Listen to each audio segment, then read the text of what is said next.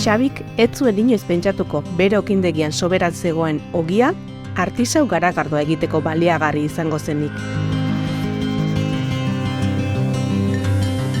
Soniaren garagardotegian, behar duten garagar maltatuaren ia herena ordezkatzea lortzen dute. Xabi eta Soniaren azgain, esperientzia arrakastatsu gehiago lortu nahi ditugu.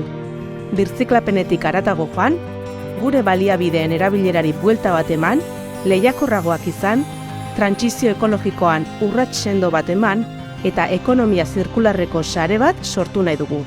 Zure zain gaude, Mondragon Goi Eskola Politeknikoak trantsizio ekologikoari eta ekonomia zirkularrari buruz eskaintzen duen prestakuntzan. Gipuzkoako Foru Aldundiak 100% finantzatua. Sar zaitez circulartraining.mondragon.edu helbidean eta informa zaitez.